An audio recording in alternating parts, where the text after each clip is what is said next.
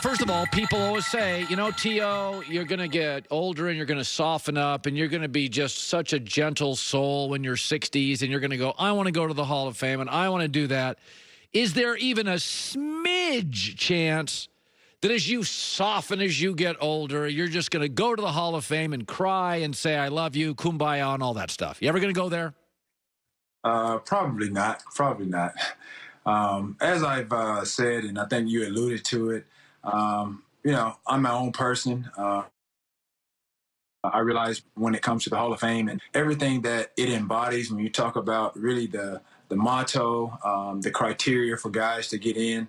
2016 was my first year up for the Hall of Fame, and I checked all the boxes. And so at that time, you think about the history of the game. You think about Jerry Rice, who's the greatest receiver to ever play the game, and I'm second, third, fourth, statistically behind him, and I don't get in.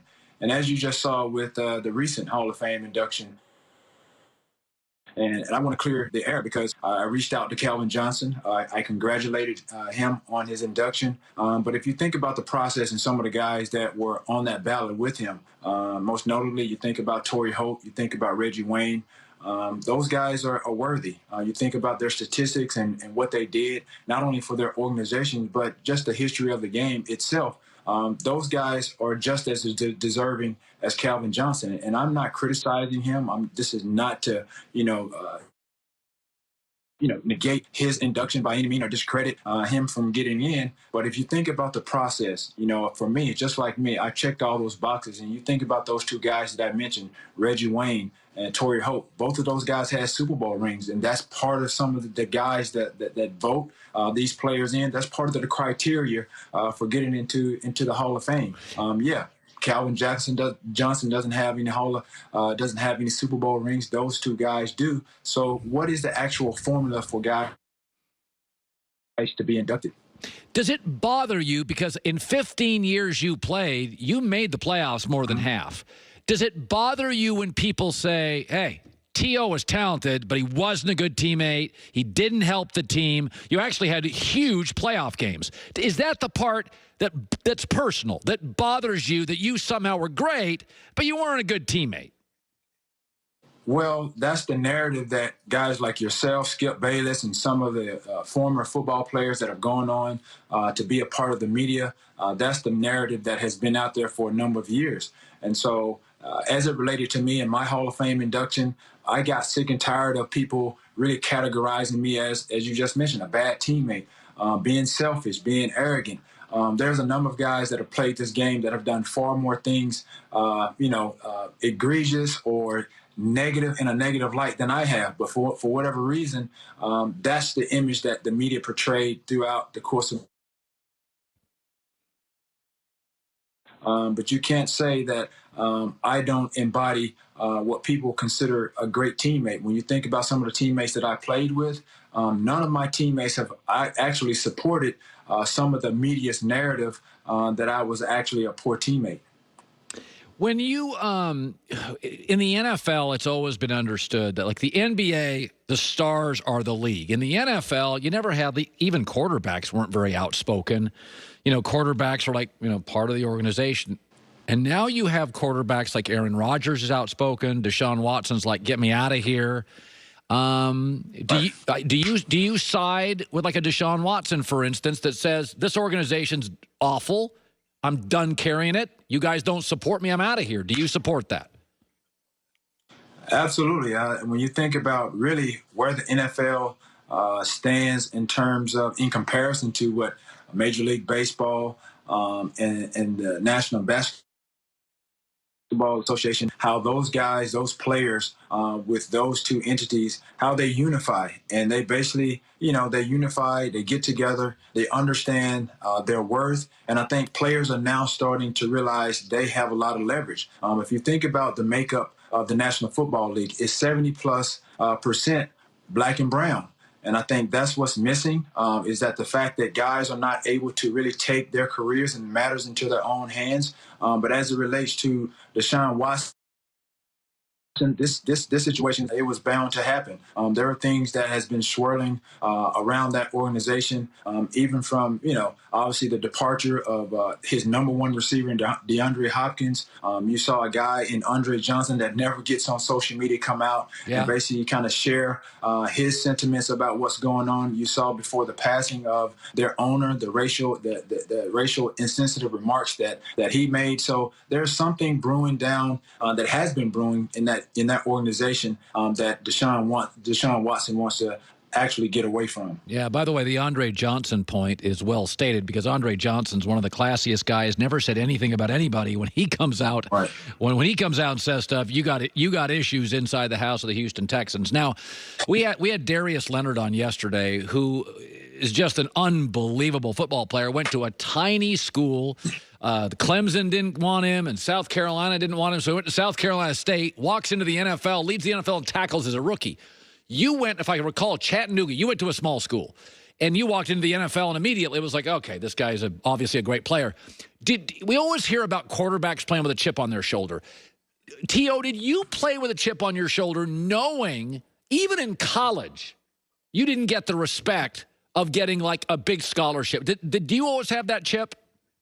Not at all, because I knew coming out of high school, going to UT Chattanooga, I wasn't a 4 or 5 star recruit.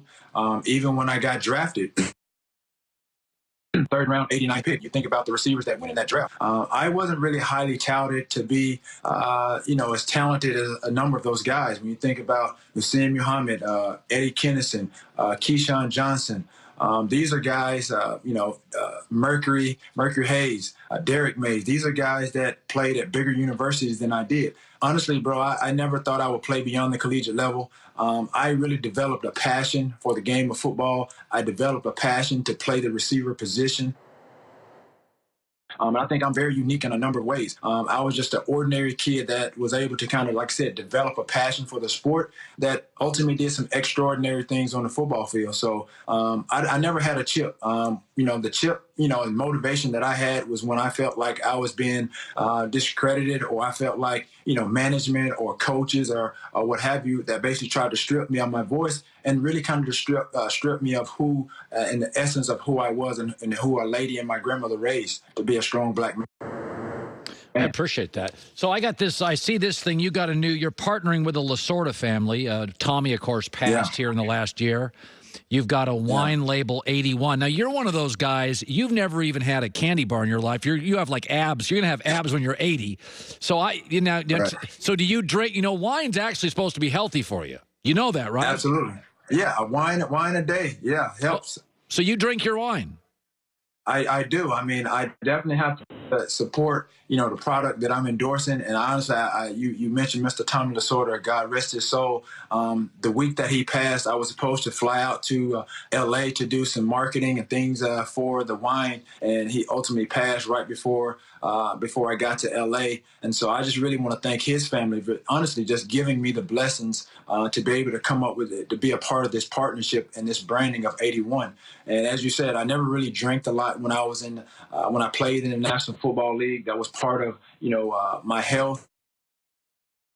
Reason as far as me optimizing my performance. Alcohol will dehydrate you, so I knew in order to be the best athlete that I could be, I had to eliminate some of the alcohol. But over the last couple of years, I've dibbled and dabbled with wine. Obviously, this partnership came, organically through a mutual family friend and my marketing agent, Max Management. And so they asked me, would I like to partner with Mr. Tommy Lasorda? And when you think about a Los Angeles legend, obviously a Hall of Famer like I am, so Los Angeles Dodgers, them, winning their championship last year. This was probably the best time, the most inopportune time that I could have be a part of something like this. He's a Pro Football Hall of Famer. Here's a great trivia question, by the way. I would have never guessed this. This is a great trivia question. You can win money. T.O. is the only player in NFL history to score a touchdown against all 32 NFL teams. I wouldn't have guessed that in 100 tries. I cannot believe Larry Fitzgerald Seriously, he's played for decades. So among your other things, third most receiving yards in NFL history, third most receiving touchdowns in NFL history. T.O., I like having you on. You've grown up. You're good. You got your act together, your life together. You seem happy. You seem successful, and good for you. I'm happy for you. I'm good, man. I'm just like my wine. I'm aging like fine wine, man. I appreciate it. Are you a wine drinker? I am. Yes, well, let me just say, I'm not going to get into I own a couple wine stores in Connecticut. I sell it more than I drink it, but I always appreciate it. Wine is good for the soul. Okay, well, yes. Absolutely. Well, you'll definitely appreciate 81. It's if you have a taste for plum preserves, any of that you have a palate for a ripe black cherry, spicy toasted oak. This is 81 is the wine for you, and it's a cab blend, so it's 95% cab and 5% Syrah. That's a good. We eat that with a steak. Drink that with a steak right there. That rich cab Syrah stuff, good hearty steak. Syrah, very good stuff. You don't have to pitch me on wine ever. I know you drink it all the time. T.O., thank you very much for stopping by. You know, it's interesting his perspective.